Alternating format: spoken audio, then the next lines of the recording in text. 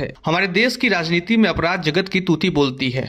कई ऐसे नेता हैं जिन्होंने पहले तो अपराध की दुनिया में अपने नाम का डंका बजवाया और अब नेता बनकर वो देश की राजनीति का बेड़ा गर्क कर रहे हैं। देश के सबसे बड़े राज्य उत्तर प्रदेश का हाल भी कुछ ऐसा ही है। यहाँ राजनीति और अपराध जगत का बेहद ही करीबी रिश्ता रहा है। यहाँ की सियासी जमीन पर कई ऐसे नेताओं ने राज किया है जो अपराध की दुनिया के बेताज बादशाह रहे। अपहरण, हत्या से लेकर लूटपाट, ये सभी काम उन अपराधियों ने किए हैं जो अब सूबे की राजनीति पर अपनी धाक जमा चुके हैं। आज कुछ ऐसे ही अपराधियों के बारे में हम आपको बताएंगे जो अपराध की दुनिया को तो नहीं छोड़ सके बल्कि उसे भी आगे बढ़कर वो राजनीति की दुनिया में प्रवेश कर गए हैं। मुख्तार अंसारी, इन्हें कौन नहीं जानता। एक माफिया डॉन होने के साथ साथ ये उत्तर प्रदेश के एक प्रमुख राजनेता भी हैं। इन्हें सूबे का बाहुबली नेता कहा जाता है। दबंगई के मामले में इनका कोई तोड़ नहीं है। मऊ विधानसभा क्षेत्र से ये 5 बार विधायक का चुनाव जीते हैं।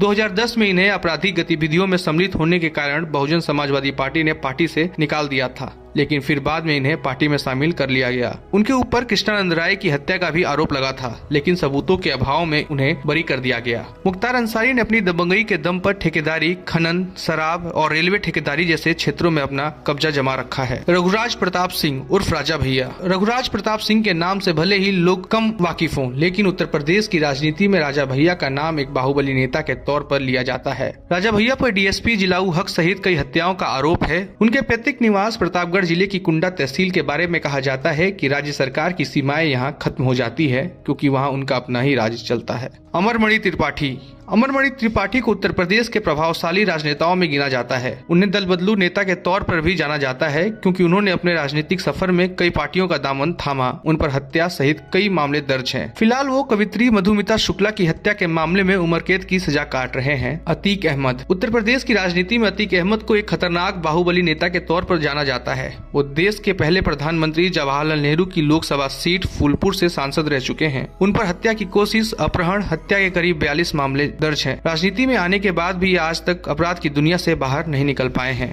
हरिशंकर तिवारी। गोरखपुर के रहने वाले हरिशंकर तिवारी सूबे के कुख्यात बाहुबली नेता हैं। रेलवे से लेकर पीडब्ल्यूडी की ठेकेदारी तक में इनका कब्जा है। इनके खिलाफ हत्या की कोशिश, फिरौती और अपहरण के 25 से ज्यादा मुकदमे चल रहे हैं। कहा जाता है कि हरिशंकर तिवारी जेल में रहकर चुनाव जीतने वाले देश के पहले नेता थे। उसके बाद ही यह सिलसिला चल पड़ा और ये भी कहा जाता है कि हरिशंकर तिवारी के चलते ही अपराध की दुनिया के लोग राजनीति में आने लगे। ये लोग थे उत्तर प्रदेश के बाहुबली जिनके बारे में हमने आपको बताया।